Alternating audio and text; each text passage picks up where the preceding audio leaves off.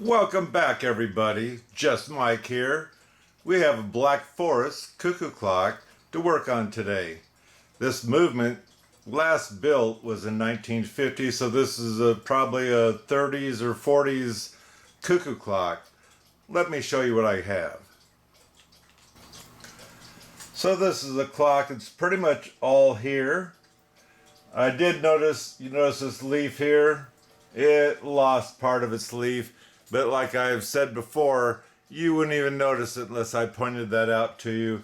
And because it's white there, I can restain that or something to where you won't even see it if you happen to be flying around the room instead of standing on your own 2 feet. Anyway, this has a nice wood cuckoo bird. The mouth is the only thing that moves on it. It doesn't have the wings that move. The hands seem to be intact. Everything here seems to be there.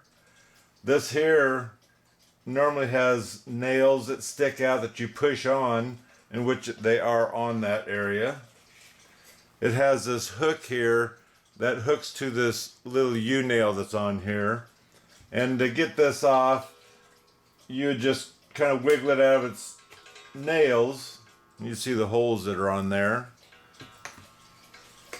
And there's the 2 nails that stick out in order to hold that up into place. It says just Germany on here. And normally if it says Germany only, that's because this is built before World War I or II. Has a decent gong on it. The old thick board compared to your new ones nowadays. You notice nice big whistle boxes. Anyway, they're broke, or at least one of them. They tried using some kind of a plastic to rebuild it. It didn't work. And then inside there, you notice the count wheel. That's what tells you for sure how old that this is an older clock. So before I start tearing this apart, let's get rid of this dirty. I have the wife's hand towel, and she thinks I need to get it cleaned, so I kind of took another hand towel, and we'll be putting this one down in its place so that way I have a clean surface again.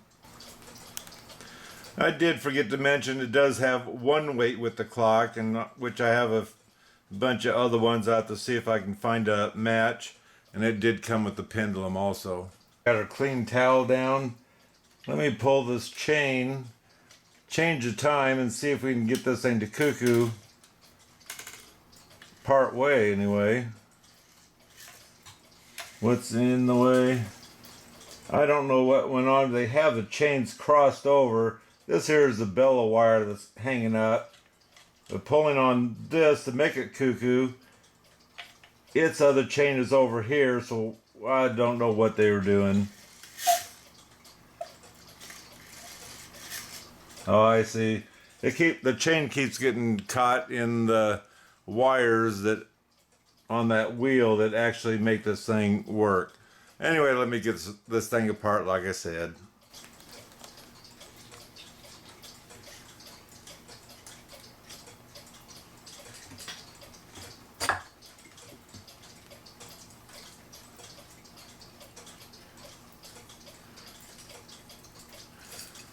So that's what they'd call the high side.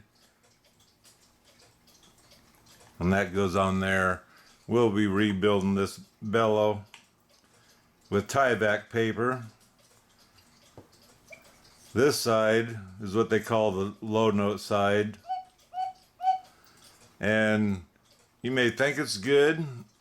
The paper's really smoked, but right there in the corner is a crack. So this doesn't have much longer, and it's going to be toast. That side's the same way. And realistically, I think it's better you change both bellows so that way they're equal on falling or whatever. And also, Well, this here is for the cuckoo bird to ride on. Make him go up and down. And these wires, this is a little bit different type, but no big deal.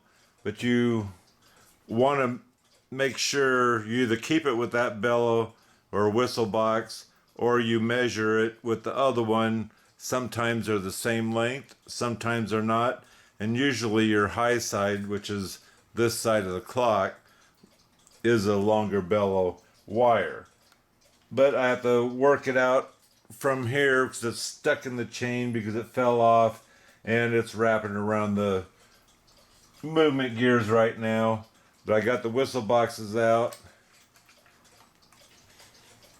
now to see if we can get these off. Now, these older clocks, you're not going to find these nuts nor the system washers, whatever happens to be on here, because they don't sell them anymore. There is one place, I forgot where it's called, that was selling them, but they're out of stock all the time. They're very expensive. You're going to be paying $3 or $4 just for a set that will go on here. So it's nice that this one happens to have them on here. And just with my normal fingers, it doesn't want to come off. Usually if they don't want to come off, you'll want to put a drop of oil right on the shaft there, wait about 10 seconds, and they'll come off. This one happens to be turning, just hadn't been off for quite a while.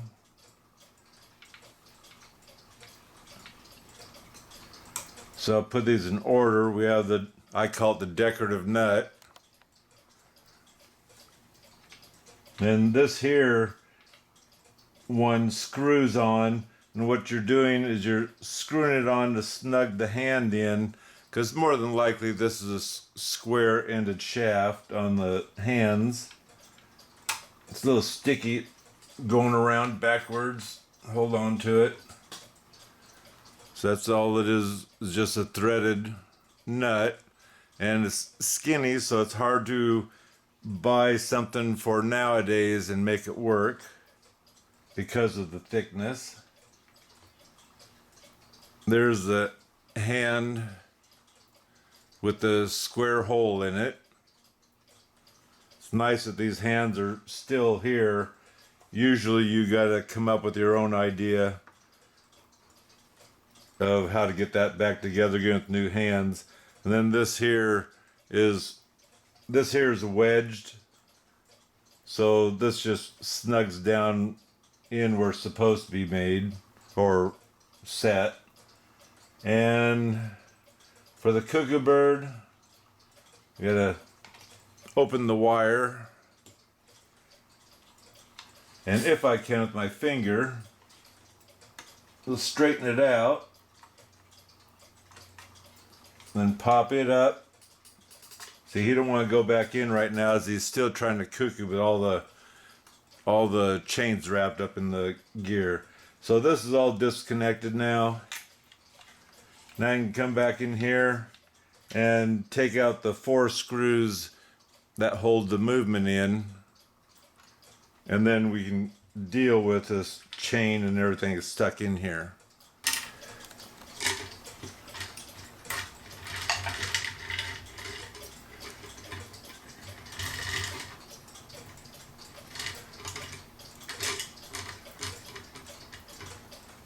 So let's set this movement aside for a second. Get this bellow whistle box and compare wires. And here you can see I'm a 1/2 inch to 3/4 of an inch longer for the right side of the clock. This clock was obviously someone tried to fix their own clock. Bravo to them. They kind of had it, but they were just using the wrong materials. And like I say, this here's what they cut out for the bellows, but it's not quite what you use. Here's a good try. The thing is, this type of a movement is a little more difficult to work on. Oh, and these screws, by the way, they aren't the right screws. It's no biggie, they worked, but these here are not threaded all the way, and the heads are shaped in instead of being a nice flat head. Like I say, it works, so it's not a problem. Pop them screws out so you don't lose them. So on here, this is a Hubert Herr German cuckoo clock movement. It doesn't have it, all the clocks, I think, I'd swear to say that there's no jewels in the clock or anything else.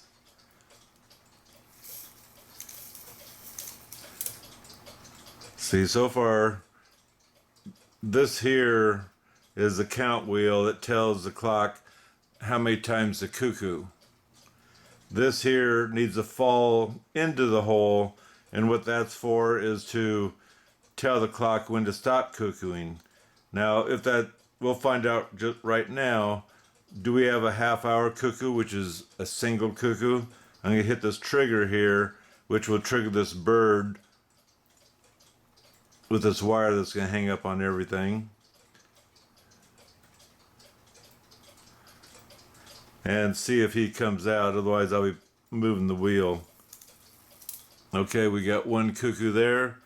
So each of these holes are an end to the count, and then there's supposed to be one more, we'll say gears worth, to be able to, like that one did, do a single cuckoo and fall back in. This here would be what you can manually trigger through the opening here on the clock, so that way you don't have to keep moving your hour hand if it got messed up, as in the weight fell to the floor so it's not counting right compared to what the hour is. You'd keep triggering this until this count wheel gets around to wherever it needs to be for the correct cuckoo time. And on some clocks they've wore off or whatever. This here is a spring wire to it. Let me get you a little closer if I can.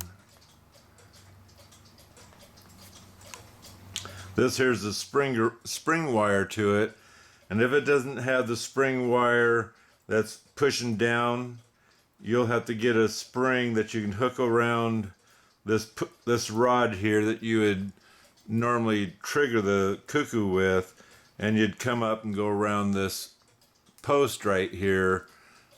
And you don't want a very tight spring, it's just a light spring, and if your spring's too tight, you can kind of stretch it out because you just need it snugged up enough in order to spring this thing back into place as needed. Now this is, we'll call a simple movement, only because it's a cuckoo only. You have the music, now you're really getting that headache in there. While I'm here, let's go ahead and take this off. What you do is you put a small screwdriver in there and you cock it just a little bit, and what you're doing is opening it up. Let's see. And it looks like this wire's been bent a little bit. Normally when you're trying to level your clock, or you do have your clock leveled, and it goes tick-tock, tick-tock, this isn't the wire you'd be bending. It's the wire this one goes into. So let me get this off so it's quicker and easier to show you. I'm going to open that a little bit more.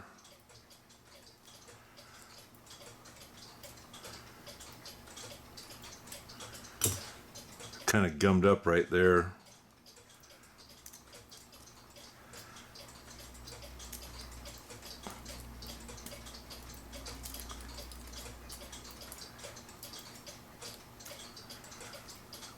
So we got that out. This is the wire you'd bend, and when you're going to bend this, you protect this part right here, because that goes in and causes this to tick properly or whatever. And so what you want to do is hold it there, and you hold it here and then push here to bend it if that's the way it needs. If you see you bent it wrong, then you hold on here on each side and then bend it here. And then you try it again to see whether your clock is ticking properly or not. So let's pull the bird off. Remember, when you're putting the bird on or off, you don't want to do this really, really tight. Especially the newer ones where this part is plastic, because they'll bust so quick on you.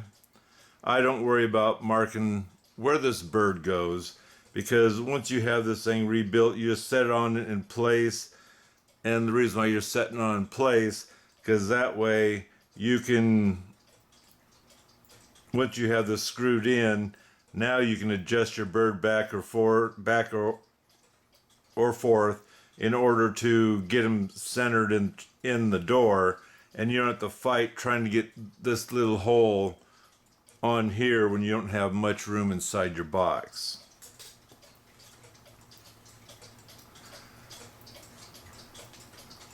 Another sign, sometimes signs don't mean nothing, but another sign, you have a tapered pin here instead of an E-clip, but you notice it has a tapered pin. It has a washer here in order to keep this gear from wearing on that tapered pin. It will wear on the washer if anything. And underneath here is a friction spring. Now I get too close for a short while, but I keep forgetting, and then it's heck to try to do a video as you lose it. Anyway, underneath here you see that spring that pushes up, and what that does is push on this to keep this where the hands go on, keep them from just going willy-nilly. It snugs it up enough to keep the hands where they need to, and will also, when this clock is ticking, to make these hands go around, compared to if that was bad or whatever, your clock might tick but your hands won't go around. So as you can see inside here how dirty this is. So if someone was working on this clock, that's one thing they didn't do, is they didn't clean it, and so that'd be a good reason why it's not running. You can see the filth there on the fan, in the gears.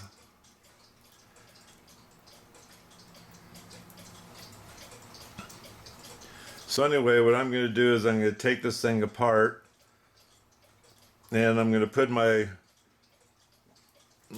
oh darn it, I guess I'm not going to, I'm using my legs. I got these fancy dancy legs to hold up on this movement up to keep the shaft up, so when I'm working on it or taking it apart, it'll sit up like this and not be shoving my gears out and whatnot. So instead I'm going to use a cup. Before I go get that cup, let me go ahead and take this pin out. Move this box over a little bit. We're going to move that box out of here all the way. So we'll take this pin out.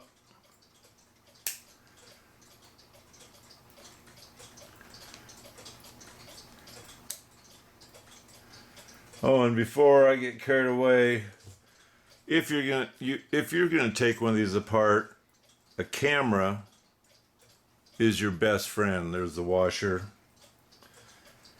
And so what you should do is take pictures of this side. I'll hold this so I don't fall out. Take pictures of this side, paying attention when you're taking pictures. This wire is shorter, the arm that lifts up the bellow to get ready to cuckoo. This one's longer. This is the one that goes on normally the longer one goes to the right side, the shorter one goes to the left side, and possibly you should have maybe taken a picture of that before you took it out of the box, because putting these wires back, you think, now what side was this supposed to go on? And also you got to pay attention that these aren't hitting each other. I see this one's going behind this one that goes over here. Normally you see them coming around, this one's on top of this one, but you got to watch too, because you need clearance for this time wheel, and you also need clearance for the pendulum part. It starts hitting that, you've lost the game because it's going to stop ticking. So let me get my pictures taken. And oh, by the way, when you're taking the pictures, you already know you're going to take it apart this way, mainly because the nuts are on top. So when you're taking your pictures, hold your movement this way, take your pictures of what it looks like inside on each one of these all the way around. So that way you didn't take your pictures like this or whatever, and that might confuse you, because when your clock's laying like this trying to get back together again, you actually need to see what the part looks like, where the winders are, because each winder's different. This one's got the teeth on it that or pins on it that operate the bellow, or the bellow lift arms, and also the gong. But you can get an angle of what each one of them look like. Also, we're going to try to take this apart so that way we can keep the gears in place, lift this plate up, and then take a picture of the gears from a top view, in which you're going to be looking at when you're putting this together, and that's also going to help you on the pictures.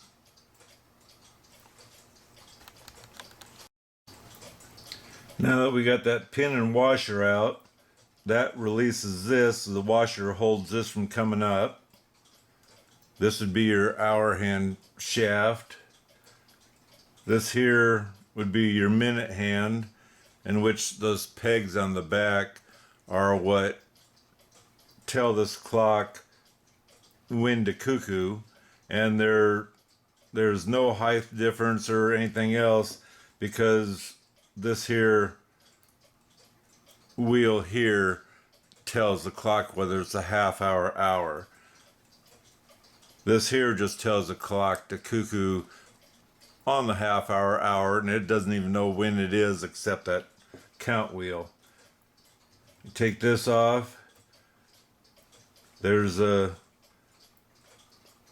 friction washer, I do believe they call it, that will hold your hands from slipping around. This is a old one. Normally you see them with 3 little feet. It doesn't matter as long as it's got some friction on there. And normally, if I can get them off, I like to take the cuckoo bird arm off. Pay attention how these are on here already. Now I'm dealing with someone already worked on this clock and evidently failed, so they turned it into goodwill because they couldn't figure it out. Maybe, I don't know. It looks like they used a pair of pliers on here. Did you notice the hole is plugged up because right there, or vice grips or something to get that on and off. So there might have been a problem with this before. This screwdriver doesn't want to work at the moment. So they might have had a problem getting this thing off. And it's not a heart attack to get that thing off. It's nice too, but it's not a heart attack. We're going to leave it because, like I say, it's not that important. Just gets it out of the way. So here you can take your count wheel off. Maybe.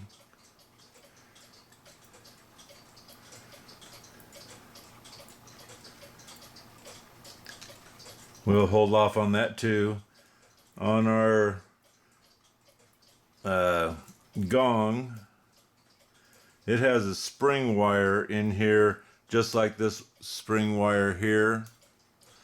There's one down inside here. I don't know if I can flip that off.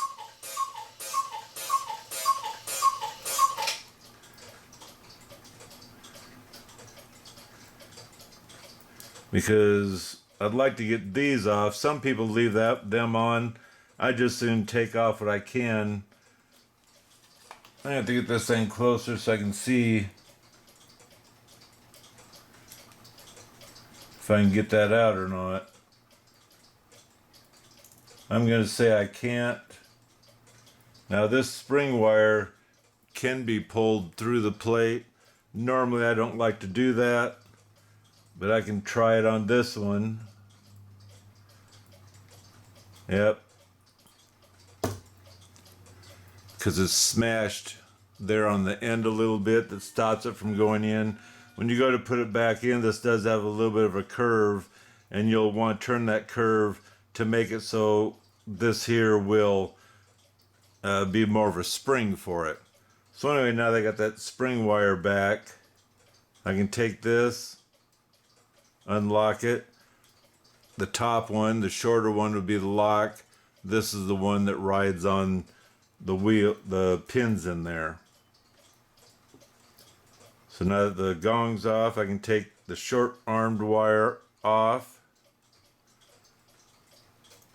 Now I can take the longer armed wire off. And this here pulls all the way through now that we have it off. So don't lose it. Okay, off camera, I'm going to see what I can do to get this screw out, because we can't have all this stuff still stuck on here. And as you notice too, this here started to spin off. Usually I don't take these off, but being so it started to come off, let's go ahead and take it out. I think your newer ones aren't screwed, they're pressed in or pinged in or whatever, but like I say, normally I don't like taking these off. So I'll be back after I get that screw out of there. So you do what you have to do to loosen it up. It's coming out.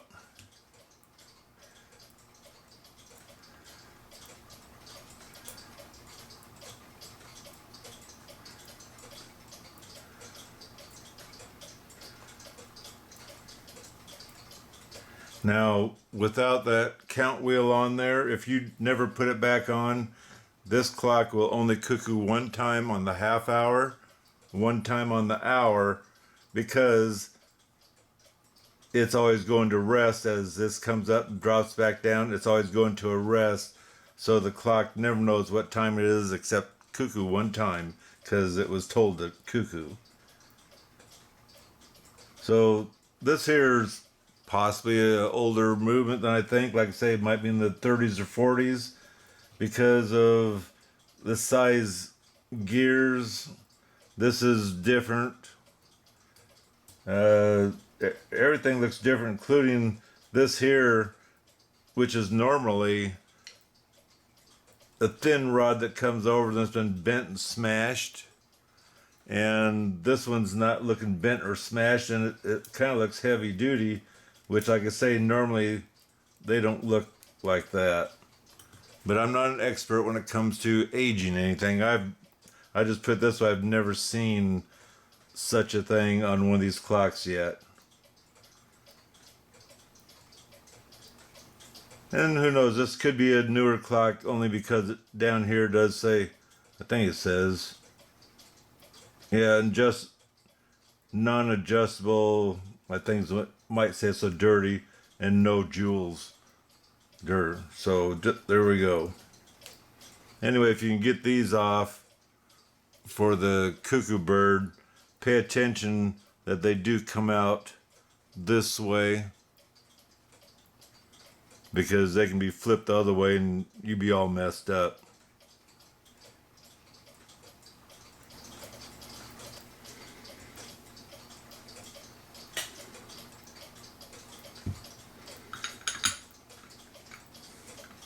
took those two off already.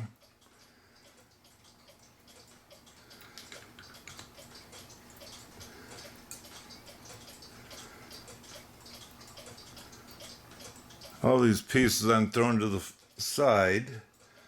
I'm not really working yet, I'm just taking it apart, but normally you have a dish. I don't have a spare dish yet, but normally you have a dish with your spare parts in it. You use those off those single meal TV dinners or whatever. Anyway, we have the screws out. This here gear winder, this here winder is going to come up with it because we have that gear right here, and that's usually press fitted on there. I can check. Sometimes they will, you can lift that up a little bit. Sometimes you can get them to start budging and coming up. I don't force them.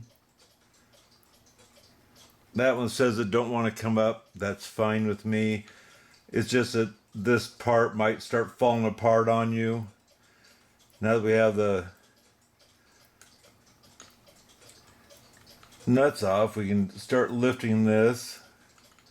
Yes, your pendulum. Let's see if we can get that out now.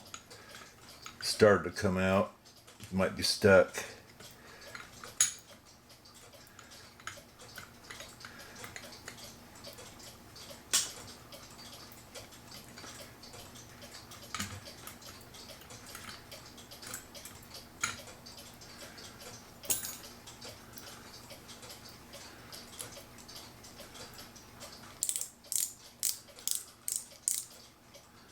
That's fine if it's on there, not a heart attack.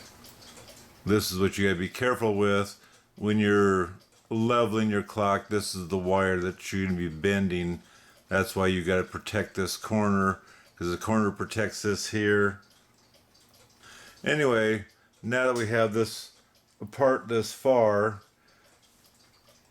if you have the chance, you can now take a picture of this and see where the gears are setting. I'll take a picture too, and yes, I'll probably forget, but I'll try to add it in with this video so you can see the gears also. So when you have this apart, pay attention to your levers, because those are where going to be important when you go to put it back together again. So this lever has the spring on it, this spring wire.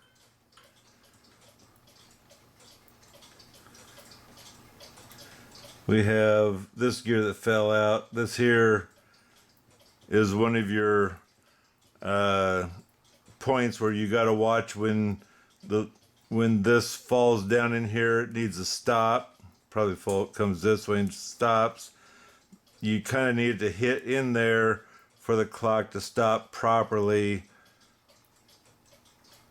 so other parts of the clock aren't ready to start working and overwork your clock. I guess we'll put it that way.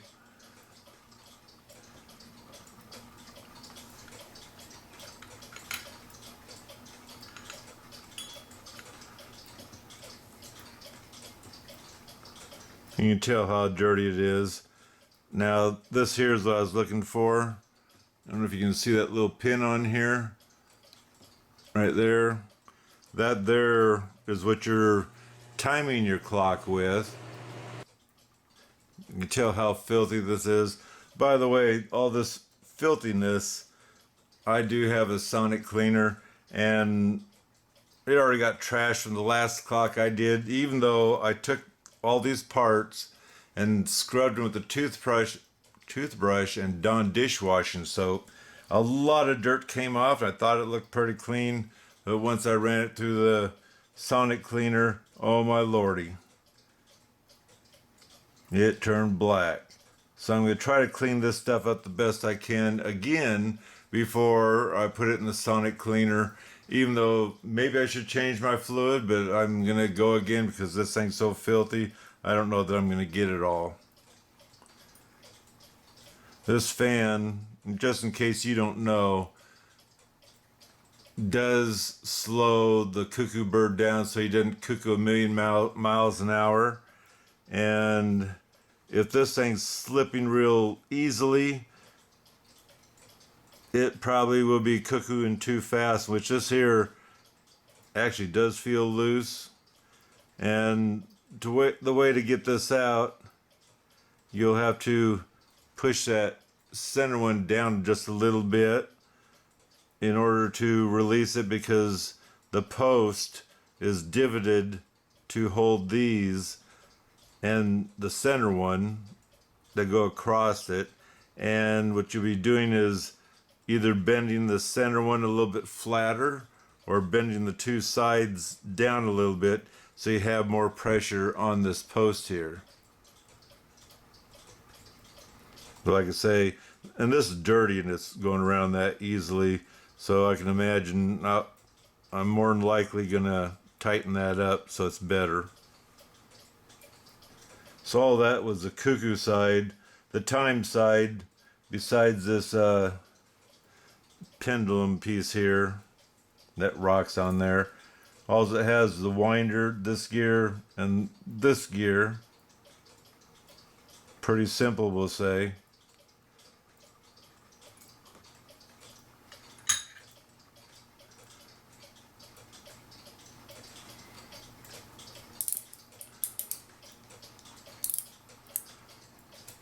Like I said, besides being a little dirty, not bad. Now this here lever, it has prehistoric E-clip on here. Let's pull that off of there. Maybe. There we go.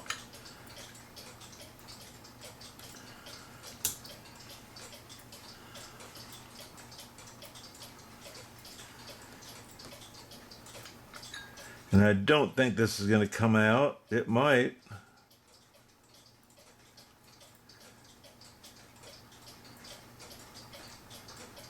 Yeah, it's going to come out. Well, it would come out if the bird wasn't in the way. And at the moment I can't get the bird off. And so I'm going to probably do what they did. Like I say, they kind of already got this screwed up. I don't know if they were ever successful. I'm going to say not. So we're going to leave these pieces here because I can move this thing around out of my way to scrub this plate better. So anyway, let me get these things in the cleaner and I'll be back about that fast. Brasso cleaner, non-clean yet. Is there a difference?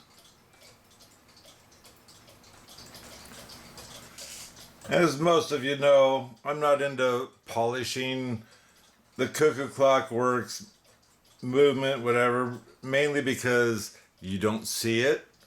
This one here I did liven up just a little bit with some leftover on the rag, and I cleaned it with this, and it seemed to do pretty good considering. And then I did buy a wax, and so I wanted to see what it'd do. This here is beautiful now. Not that you're gonna see it. Use this on there, and it's a pink color, but you'll notice how black this turns as it's waxing. How nice would that look on a anniversary clock, that you see the movement. So that's all shiny. This is dull as can be. It does have nice brass color to it. Let me run this on there and see just what it's going to look like, which this is evidently really fine, but it doesn't take much to, I mean, you can spend more time at it than what I'm going to do, but just to show you that it don't take much to starting to turn black already.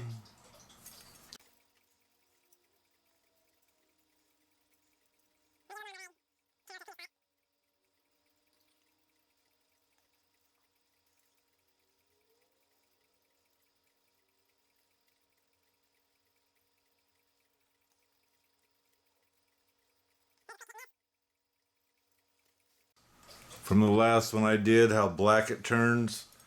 That's because it's cleaning as it's waxing, I guess. Now I will admit this stuff is not cheap, but if you're going to do a few clocks and you want a real nice shine on them, almost a mirror shine, maybe this is what you're going to want to buy anyway.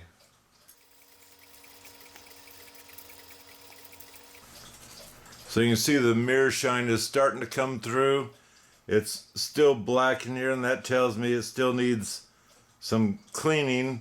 I'm going to go ahead and wax this one more time in the area and see how shiny we can get this thing. So this is what it looks like, and really it's not that much effort in rubbing this on there. Working it, swirling it if you can or whatever. And for a cuckoo clock, this here's amazing. And then a little bit was still on the rag, and I'm talking about the rag I wipe it down with.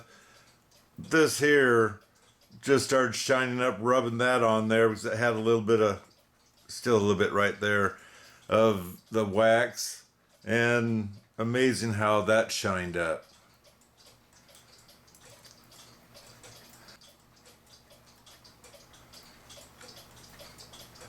This here's a wax and a polish, and this here's the polish.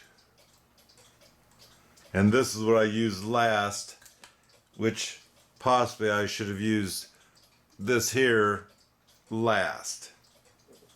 So maybe we'll try this again. We'll put this on the one that just semi shines. Still a beautiful shine, but let's go ahead and put that on there. And this here is a clear or a pasty white, whatever. So considering, which these don't have any of the lacquer on here, and considering the last time this movement was made, and the reason why you can tell is because of this count wheel. And like I say, I don't doubt this is 40s, could even be possibly in the 30s, that this thing is really shining, and especially the one that has the name on it that tells you what this movement is. And now we can read it. Isn't that amazing?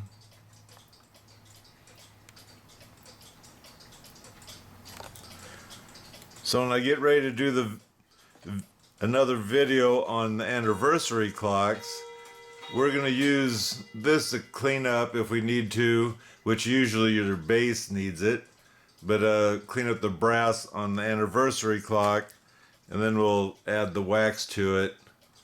Like I say, the stuff's not cheap, but in my opinion, it's well worth it. So another special note, here are the dirty toothpicks. After running it through each one of these pivot holes, I do this side, then I do this side, and that's what I got. Here's two more that are absolutely filthy,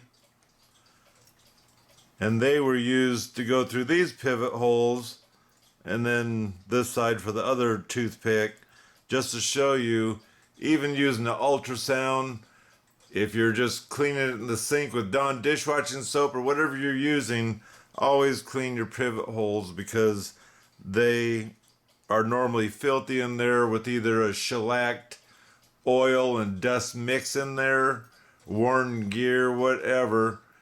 Just get that out of there so your clock's going to hopefully run a lot better once you get it back together again. I already have the C-clip in here holding this in place. Let's try to get this thing back together again. On the longer shaft, especially the winding wheel, I like to get it greased oil will work, but I like to get it greased so the end of it that normally you can see it only goes in so far.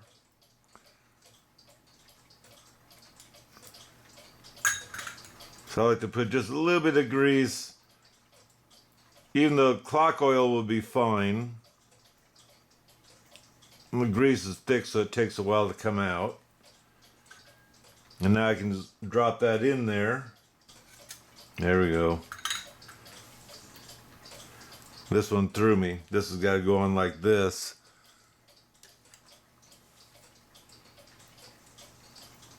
So let's get it together.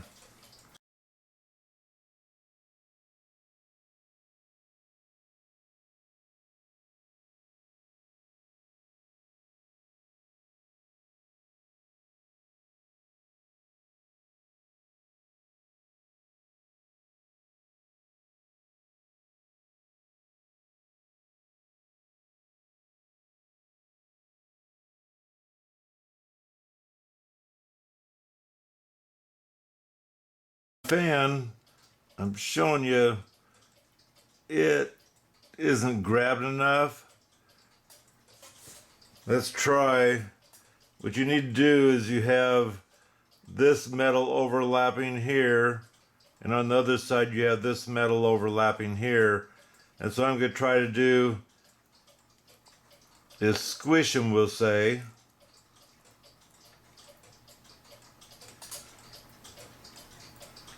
And there we go.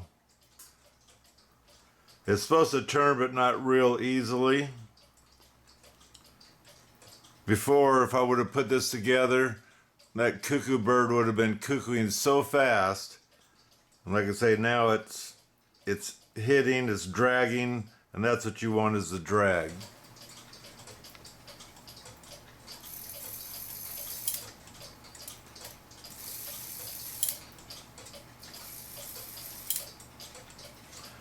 So I kind of got the timing in as I put the gears in.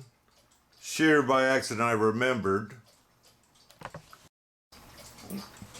So when I was installing these levers, I also had this one gear that had that little wire on it, which is this tells this clock when to stop. I guess I'll put it that way. Let me trigger this and move it around. So try to get over here.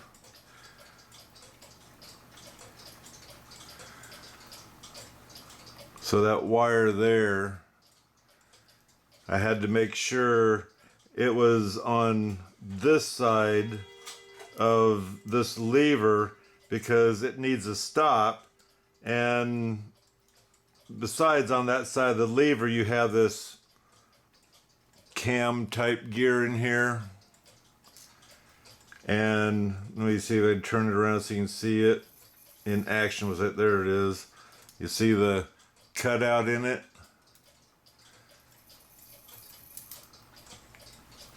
This here lever needed to drop down into there, and right there's the pin that, as you can see, it's going downward, so it had to run into this lever also in order for this clock to stop properly. So now I can trigger it, goes around, and let's just say it cuckoos once because the count wheel's not on. So let's put our count wheel on. What I'm going to do is add just a little bit of grease on the back again. Just on this little bit of a rise it has, I guess we'll call it.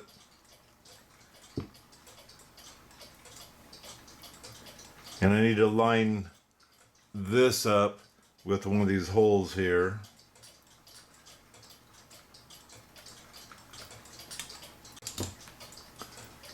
So now that we have that on, let's see what it does. So there's the half hour. Now it's going to be counting the hour, in which we don't have the triggers on yet. See, as soon as it drops, that's what we want. Drop and stop. Drop and stop for the half hour. So that's beautiful.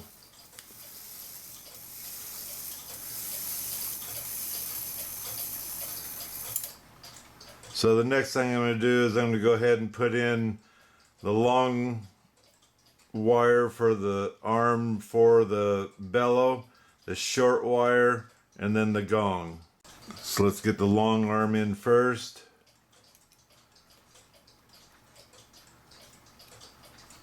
Oops, I missed it. It's got to go all the way in.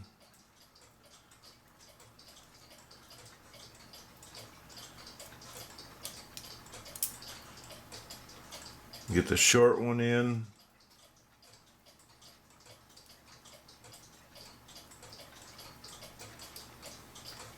And now we can get the gong wire in. So here, these two arms need to drop, but we don't want this gong starting to cock. So you see this last one drop? We got a few to go to see it.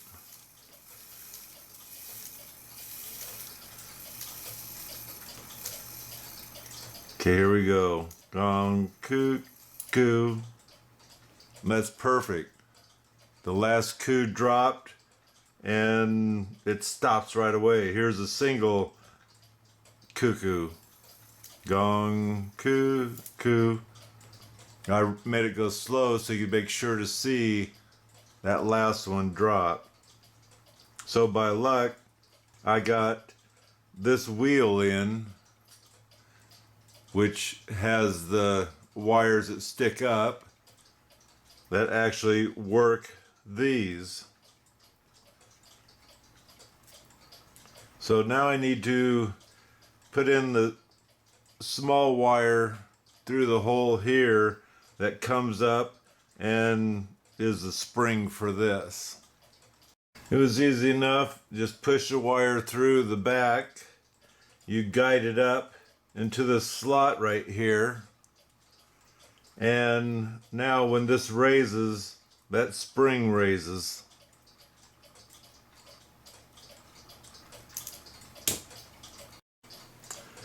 So now I need to get this in. So I loosened this nut and this nut so I can pull the plate apart to slide this in and get it into the pivots it needs to go into. Now I got it in there. Just in case, let's push these down. Let's trigger this and see. Yeah, it's still together. So now I can tighten that up. And I've got a gear in upside down, so it's a good thing I'm testing this, because this gear right here is upside down. It's not hitting.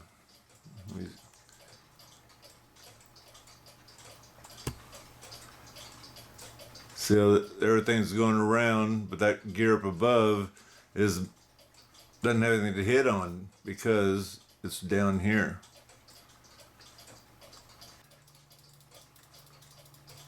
I need to oil everything up now, and realistically I should have oiled it before I put this count wheel on, but we'll get to it. Let's see. We have one that's going to be a difficult one just right underneath there. So we got the cuckoo bird hooked on. He's not probably in the right place, but the idea is he's on there. We don't have to fight trying to get that hole lined up with this rod and on, especially in a tighter space. This cuckoo clock box isn't as bad. We're going to put the friction spring on, I guess we'll call it. And then our gear that goes over that. And let's see here.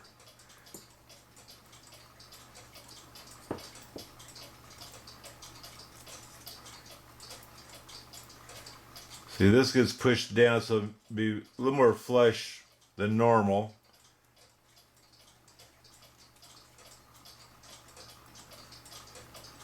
So let's see if I can operate this with one hand.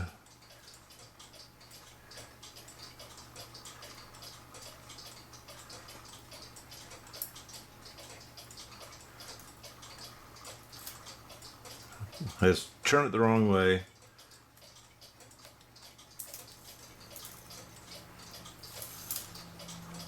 So let's put the hour hand on so we can see how close we are to our mark, we'll say.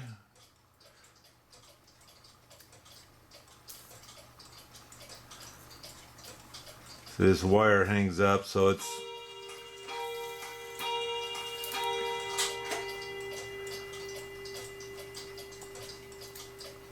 gonna hang up again.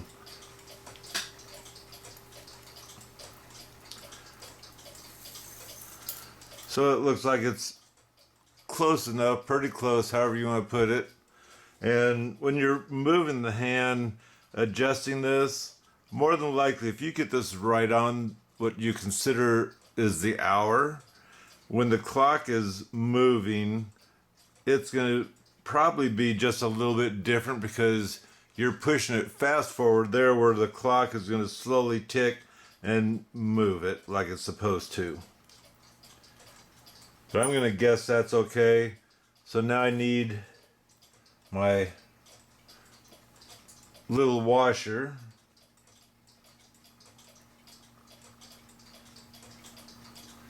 And I have this itty bitty pin here that I need to, it's going to take two hands. I need to push this gear down in order to show the hole,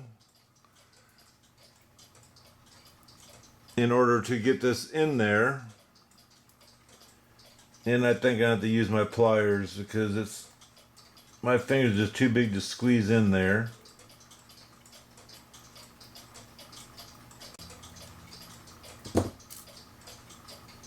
So we have it through on both sides. So now this shouldn't come off. As you can see, the washer is holding it. And that's when you're installing it.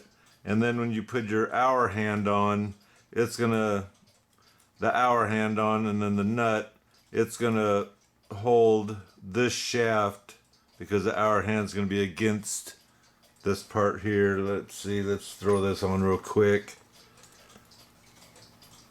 You see how far the hour hand goes on? And this here will not be able to go up against it, or that's all it can do is go up against it, because you have the nut on top of your minute hand. Sorry, it's a minute hand. The nut will be on the top of the minute hand, holding it in place, keeping this from coming up. And because of that friction washer, this is going to be a little bit harder to turn, so it's not going to be what we'll call willy-nilly running around on you.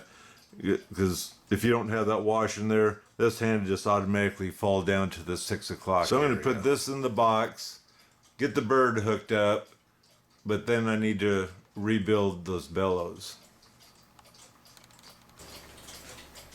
So do stay tuned for next week, or whenever you happen to be watching this, for part 2 of fixing this clock. Still have the bellow work to do, and have the movement in the case. It's all working fine. But if you want to come back and take a look, you're more than welcome. Don't forget to subscribe because it's free. And this way, if you hit the notification down there for show all, you'll be able to be notified when my next video comes out. Anyway, until next time, God bless and have a safe day.